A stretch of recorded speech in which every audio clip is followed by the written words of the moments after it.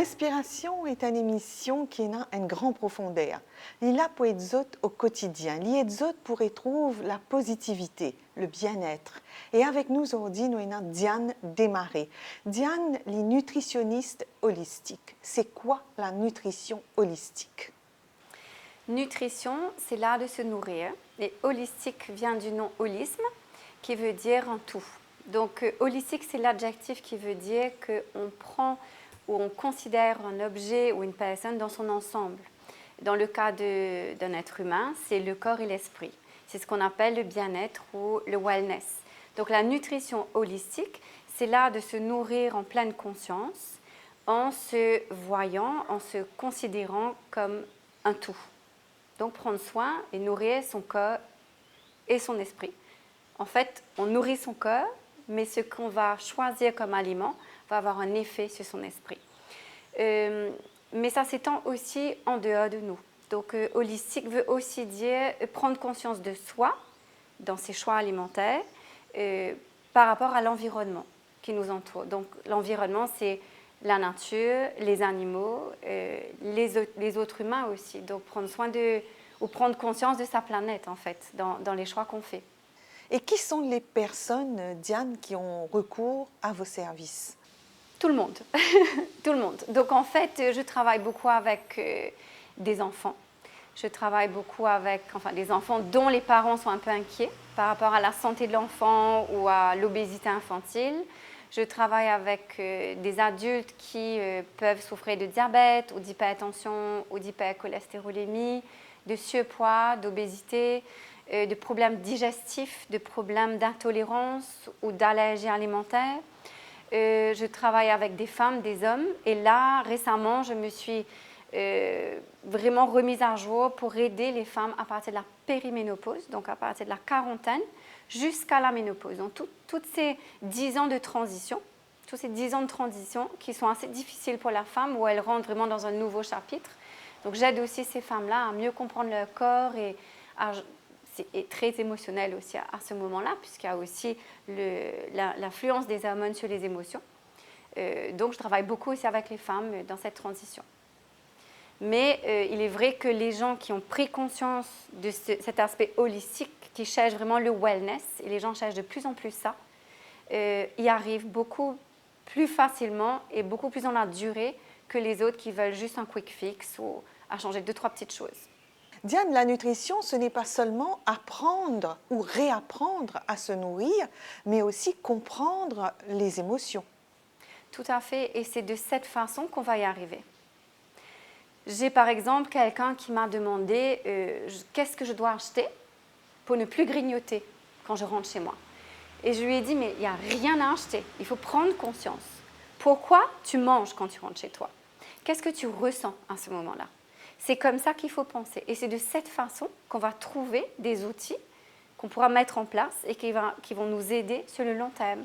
Plutôt que d'acheter X ou Y produits ou compléments alimentaires qui ne va pas forcément agir sur le long terme.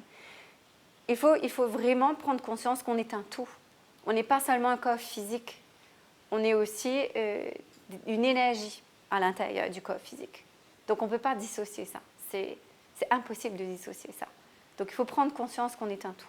Bien se nourrir, le corps et l'esprit sont définitivement indissociables. C'est indissociable. Comme c'est indissociable qu'on est une personne parmi des milliards de personnes, donc on est vraiment en relation avec les autres et qu'on est une personne née grâce à un environnement favorable. Si on est arrivé à avoir tout ce qu'on a aujourd'hui et de faire tout ce qu'on fait aujourd'hui, c'est grâce à l'environnement favorable. Donc si l'environnement devient défavorable, si c'est que de la pollution, s'il y a des problèmes d'eau, d'alimentation, de pollution, ça va agir, évidemment, il y aura un impact sur le corps, sur la santé. Tout comme on est vraiment en relation avec les autres. Et tout ce qu'on fait a un impact sur l'autre aussi. Donc cette prise de conscience est hyper importante. Se nourrir en fonction des nouvelles étapes de sa vie, c'est définitivement une autre façon d'aborder sa santé. Évidemment, évidemment, parce que déjà physiquement, à chaque étape de la vie, on a le besoin spécifique en calories, en protéines, en acides gras, en eau, par exemple. Donc que ce soit au niveau de bébé, l'enfance, la femme quand elle est enceinte, la femme qui allaite, l'homme adulte qui travaille beaucoup ou qui travaille moins, le sportif et l'homme ou la femme actif ou active qui est aussi sportif ou sportive, la femme en préménopause, la femme ménopausée et puis les personnes âgées. À chaque étape de la vie, sa nutrition. Déjà, à chaque personne, son régime alimentaire. Il n'y a pas one size fits all, one diet fits all, ça n'existe pas. Il y a des similitudes, c'est sûr, il y a des points communs. Un healthy diet, c'est un healthy diet, donc la base est la même, mais à chaque personne, vraiment, ses besoins. Il faut savoir aussi que chaque personne, suivant différentes étapes de sa vie, va vivre dans un environnement différent. Un enfant va aller à l'école, va faire un peu de sport, et puis un adulte va travailler, va peut-être être dans un bureau ou travailler dans la maçonnerie, donc son environnement est différent. Donc il faut adapter la nutrition en fonction de ça. Et ce n'est pas compliqué, c'est seulement certaines alternatives, on va dire, d'une étape de vie à une autre qu'il faut changer. Quand on va au supermarché, c'est vrai que sur les rayons, on ne trouve pas forcément ce qui nous convient. Quand on va en grande surface, il y a de plus en plus de choix. Il y a de plus en plus de fast foods, de plus en plus de junk foods, de plus en plus d'aliments, on va dire, minceurs ou aliments bio, etc. Donc les gens sont vraiment perdus. Et c'est pour ça qu'un accompagnement économiserait temps, énergie et argent. Parce que les gens, parfois, ils se ruent sur tout ce qui promet minceur ou pauvre en matière grasse, pauvre en sucre, enrichi en vitamine C, enrichi en vitamine A. Mais il faut comprendre bien le message de l'industriel et le vrai message du corps. Être à l'écoute du corps et de voir, OK, j'ai vraiment besoin de quoi? Est-ce que j'ai vraiment besoin de ces aliments-là ou est-ce que je peux me contenter d'autres choses? Donc oui, on est dans une société vraiment informée, mais où les gens sont perdus. Et moi, j'aime beaucoup, il y a une image qu'on peut trouver sur Internet de l'évolution de l'homme. On voit l'Homo sapiens qui évolue et qui, à la fin donc, de notre ère, maintenant là, c'est l'homme obèse avec un fast-food à la main. Pour autant, on sait plein de choses. Il n'y a jamais eu autant de régimes alimentaires différents que maintenant. Et avec la multitude de régimes alimentaires, on peut dire qu'ils sont à la mode ou pas à la mode, c'est un phénomène qui n'aide pas. Alors souvent, ce sont des effets de mode, mais il faut dire aussi que pas mal de théories sont bonnes. Donc parfois, ces régimes sont écrits par des médecins et qui tiennent la route. Mais encore une fois, à chacun son régime alimentaire. Donc il faut que chacun se connaisse. Donc il y a encore une fois cette prise de conscience. Où est-ce que je suis là aujourd'hui, dans mon corps, dans ma tête, dans mon hygiène de vie, dans mon environnement, dans mon travail, etc. Où est-ce que je me situe?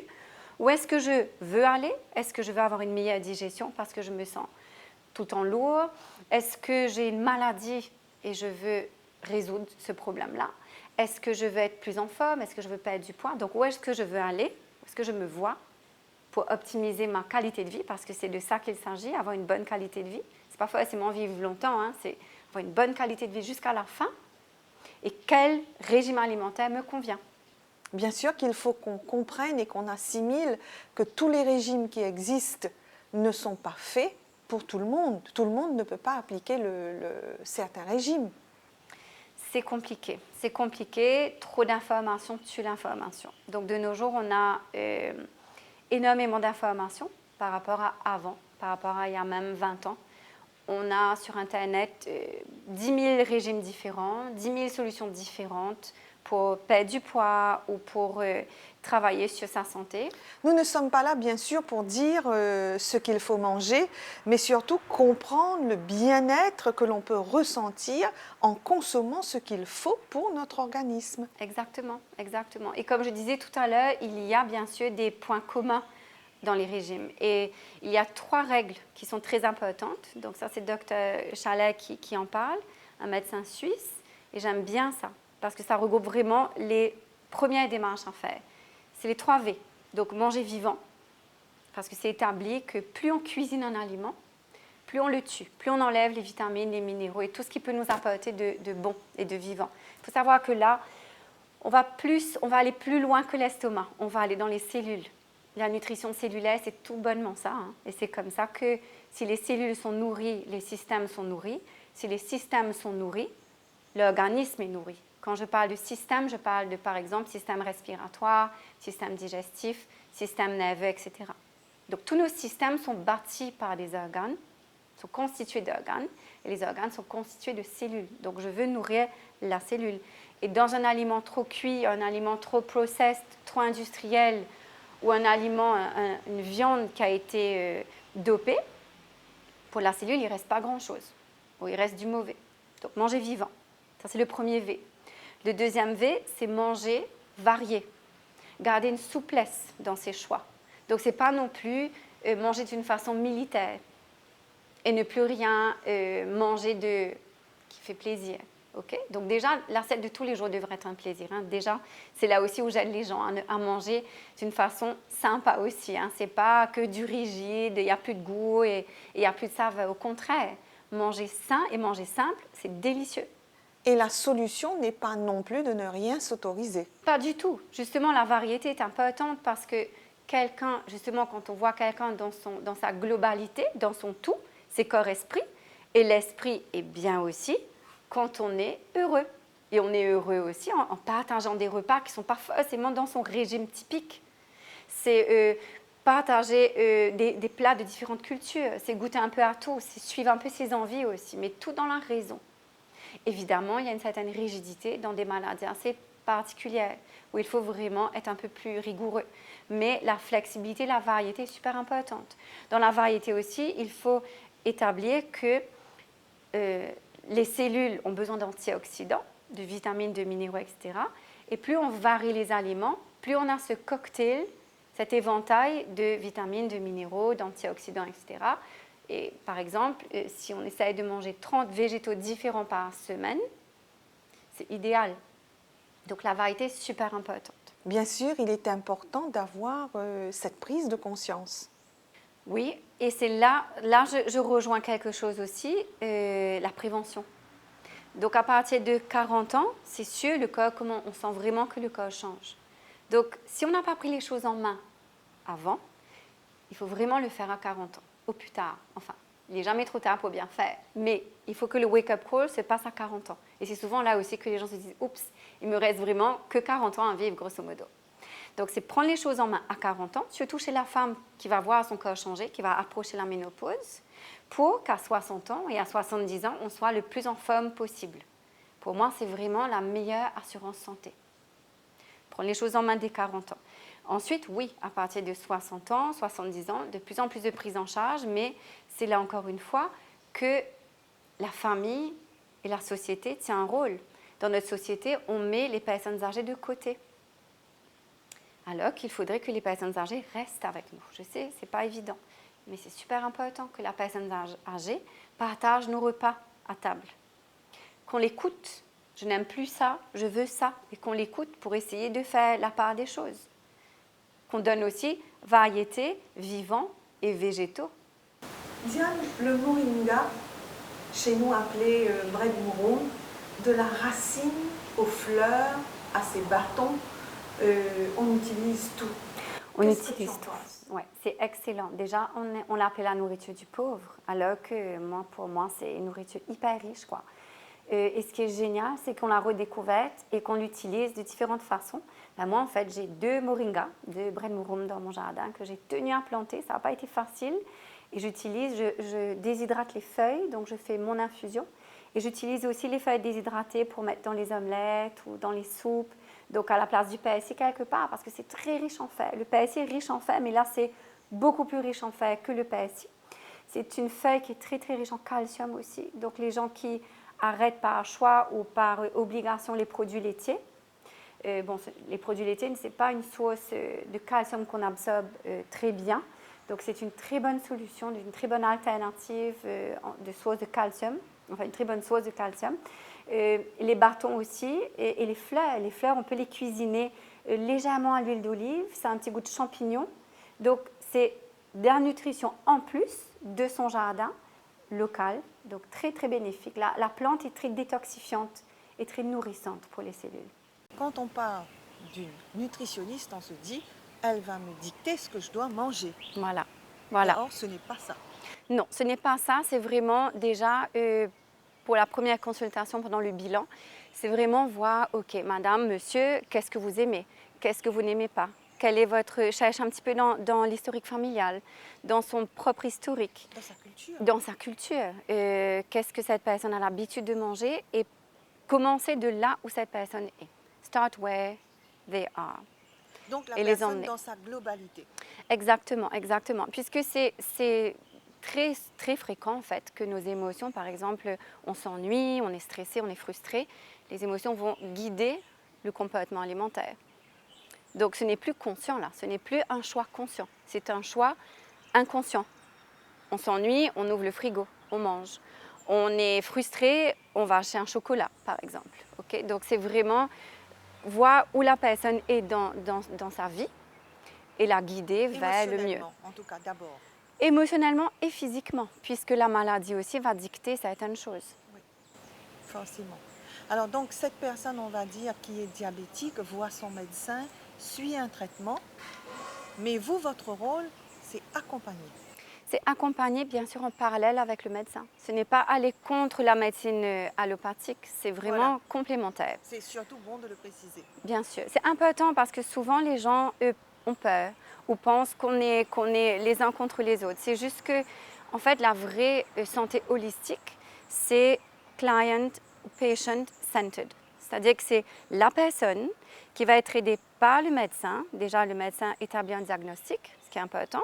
Il y aura possiblement des médicaments allopathiques, mais voir si la personne peut être aidée avec la phytothérapie, c'est-à-dire l'aide par les plantes, peut-être l'aromathérapie, les huiles essentielles, le yoga, le tai chi, le sport tout simplement. Quand on dit sport, ce n'est pas forcément un sport de haute intensité, mais c'est vraiment une façon de se libérer de son énergie négative. Mais il faut savoir aussi que l'humain a besoin d'être en mouvement. La sédentarité tue. Donc c'est voir vraiment la personne au milieu avec différentes thérapies autour de cette personne. Et c'est la meilleure façon de travailler, la meilleure façon d'aider quelqu'un. Et en fait, vous lui redonnez confiance aussi. Oui, et moi je Ça dirais... se construit petit à petit. Ça se construit et moi, mon mot d'ordre, en fait, c'est le empowerment. C'est que la personne ne subit plus. Ah, je suis malade, donc il faut que j'aille voir le médecin et prendre un médicament. C'est qu'est-ce que je peux faire aujourd'hui ou chaque jour pour prendre ma santé en main. Et pour moi, c'est la meilleure assurance santé, en fait. Et vous ne trouvez pas, Diane, qu'aujourd'hui, beaucoup de malades pensent qu'ils sont victimes, qu'ils sont des victimes? Tout à fait, tout à fait. C'est justement Ils une sont façon... victimes de leurs émotions. Ils sont victimes de leurs émotions, ils sont un peu victimes du patrimoine génétique et puis des choix alimentaires qu'ils ont été habitués à faire depuis petit, donc l'impact de la culture, du budget familial, etc. Donc ils subissent un peu jusqu'à la maladie où ils continuent à subir. Et ils sentent qu'ils n'ont pas la possibilité de faire autrement, que c'est trop difficile, que ça coûte trop cher. Donc il y a plein aussi d'a priori qui bloquent, qui sont des obstacles. Et en tant que professionnel, on est là pour enlever ces obstacles et trouver des solutions, trouver un leeway à chaque fois, même s'il faut faire des zigzags, ou s'il faut surmonter l'obstacle, ou s'il faut faire une chose à la fois, prendre un repas à la fois ou un geste à la fois, au moins on avance doucement mais sûrement. Donc cette forme de wellness, on va dire, cette forme de bien-être, bien se nourrir, le corps et l'esprit, devrait être indissociable en tout cas. Définitivement, définitivement. Un exemple simple, encore une fois, les diabétiques, puisque à Maurice, on est quand même assez haut placé en termes de nombre de diabétiques. Un diabétique ou manger trop de sucre, par exemple, qui mène au diabète de type 2, je mange trop de sucre, quelques heures plus tard, je vais avoir une baisse de glycémie, donc en sucre. Je vais me sentir mal. Et l'hypoglycémie réactive qui se produit est très similaire aux symptômes de la dépression. Donc quand vous êtes déprimé, moral bas, on tremble aussi, on a des sueurs froides, etc., on va chercher tout de suite quelque chose pour se remonter. Et on rentre dans un cercle vicieux. Donc en fait, là, on agit à travers le sucre, on agit sur les émotions, puisqu'on a mimique les symptômes de dépression, moral bas, pas bien, on a du mal à se concentrer, etc. Donc, ces émotions vont me conduire à un autre mauvais comportement alimentaire qui va me mener encore à la même émotion, qui va me mener à un autre mauvais choix alimentaire, ainsi de suite. Vous voyez le lien là? Mais ça, c'est un exemple. Mais il y a un tas d'exemples. Donc, en fait, on est dans un cercle vicieux, mauvais choix alimentaire, réaction émotionnelle, mauvais choix alimentaire, réaction émotionnelle, jusqu'à que le corps tombe malade. Et vous connaissez bien les effets du jeûne, des carèmes, etc., que ce soit au niveau religieux ou spirituel ou autre. Ceux qui se mettent à un yoga extrême aussi, parfois, deviennent végétariens. Et tous ceux qui sont dans le jeûne, le carême ou deviennent végétariens témoignent de l'effet sur l'esprit. C'est-à-dire qu'on voit beaucoup plus clair. On est beaucoup plus clair, on est beaucoup plus stable, on est beaucoup plus calme aussi. Oui. Alors donc, comment bien se nourrir justement pour retrouver cette quiétude en fait, cette paix avec soi-même? Alors évidemment, il y a plein d'aspects à prendre en compte. Hein. Encore une fois, ça dépend des gens, de leur culture, de leur budget et à chaque personne, son alimentation. Il n'y a pas un régime alimentaire propre à tout le monde. Chacun a son régime alimentaire. Et c'est là notre travail en tant que professionnel, Voilà. de partir du bilan de la personne pour lui prescrire un régime alimentaire adapté. Ce n'est pas one size fit all, pas du tout. Mais on pourrait dire dans l'ensemble, on a 3 V, donc ça c'est le docteur Chalet qui parle très bien de ça. Le premier V, c'est manger vivant. Donc le plus on cuisine des aliments, donc à Maurice on adore les fricassés, les gratins, les caries, les fritures et tout ça, plus on le tue. Plus on le tue, moins il contient des nutriments, c'est-à-dire des vitamines, des minéraux, des acides gras essentiels, etc., qui vont nourrir nos cellules. Donc on mange des aliments morts. Donc les cellules, elles récupèrent très peu, si elles récupèrent quoi que ce soit de ce qu'on a mangé, de trop cuit. Donc manger vivant, donc graines germées, crudités, des végétaux, beaucoup plus de végétaux. Ça, c'est le deuxième V. Le végétal, il est plus vivant, à condition qu'il n'a pas été trop cuit, qu'un animal. Donc manger beaucoup plus végétarien, et prouvé scientifiquement que c'est beaucoup plus sain sur le corps humain que de manger trop de viande. Donc ça, et ensuite le troisième V, c'est varier. Varier dans le sens déjà où il faudrait essayer de manger 30 différentes plantes, 30 différents végétaux par semaine pour avoir l'éventail d'antioxydants, donc ces éléments qui protègent les cellules contre la maladie, de vitamines, de minéraux, etc. Deuxième chose, pourquoi varier aussi, c'est qu'il faut une certaine rigueur dans son alimentation.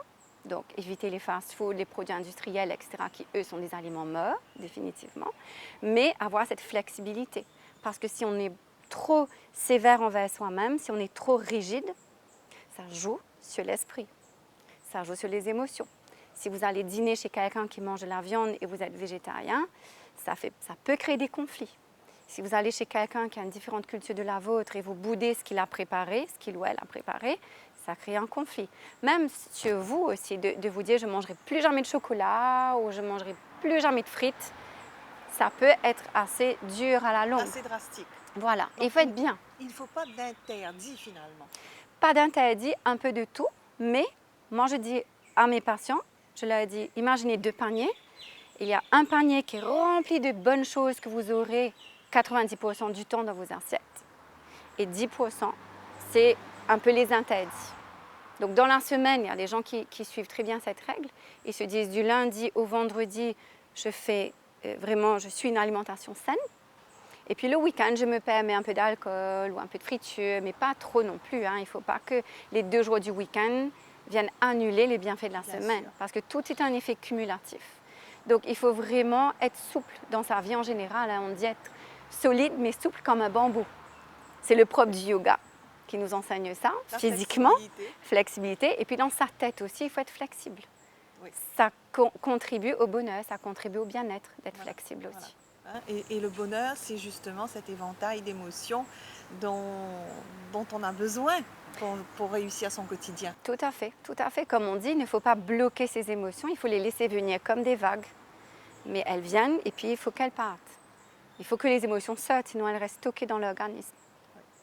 Donc, et c'est la même chose pour la nutrition holistique. C'est-à-dire que, ok, on laisse venir, j'ai une envie de frites ou j'ai une envie de chocolat. Je laisse venir, je prends un petit peu, c'est bon, maintenant l'envie est passée. Plutôt que de tenir, de résister, d'être frustré. Et la frustration, c'est une autre émotion, n'est-ce pas? Tout à fait. que je vais peut-être libérer sur quelqu'un ou sur mon comportement ailleurs. Ou alors le binge eating, c'est-à-dire j'ai tellement tenu que là, je vais manger 2 tablettes de chocolat au lieu de prendre 2 carrés. C'est là où on dit toujours un l'excès en tout nuit. Et j'aime bien aussi, tout le temps, je dis « too much of a good thing is a bad thing ». Donc toujours Même rester cela, là-dessus. oui. Même ça. Trop d'eau, c'est pas bon. Non, on le sait. Trop de fruits, c'est pas bon. Trop de légumes, je suis pas sûre. C'est bon. Ça Mais il faut toujours un équilibre. Hein. Suffisamment de protéines, suffisamment de légumes, suffisamment de glucides, suffisamment d'acides gras. Ben, c'est un peu de tout en fait finalement. C'est Et l'équilibre. vous, Diane, donc, être nutritionniste holistique, justement, apporte à cette personne que vous allez accompagner tout ce dont elle a besoin dans sa globalité, en fait. Tout à fait, tout à fait. Donc, bien sûr, beaucoup laissent tomber assez rapidement parce qu'il y a des complications. Je vois surtout chez les femmes, malheureusement, qu'elles lâchent un petit peu parce qu'il y a la pression familiale. Il y a encore le schéma classique où c'est la femme qui cuisine, donc si elle cuisine quelque chose de sain ou un peu plus allégé, le mari ne sera pas content, les enfants ne seront pas contents, donc elle doit faire plaisir à tout le monde. Donc je vois pas mal de femmes qui laissent tomber un peu sous la charge, on va dire. Oui, oui. Mais je fais de mon mieux pour les encourager à faire même des petits changements, parce que même un petit changement que la famille finira par accepter va devenir un grand changement. Donc c'est encore une fois prendre la famille où elle est, prendre la personne où elle est, mais dans son contexte familial, et prendre la famille où elle est et l'emmener plus loin, parce que anyway, c'est bénéfique pour la famille aussi, pour les enfants aussi. On a la perception que les enfants peuvent manger de tout, des fritures, des fast-foods, du sucre, etc. Mais c'est très mauvais. On voit l'obésité infantile augmenter. On voit le diabète de type 2 se produire chez les enfants maintenant, chez les ados surtout. Donc, c'est vraiment prendre tout le contexte familial aussi. Et les personnes qui laissent tomber, je suis là vraiment pour les accompagner, même si elles avancent doucement. Et aider la personne dans sa globalité. Et quand les gens s'y mettent vraiment, la réussite est géniale, quoi.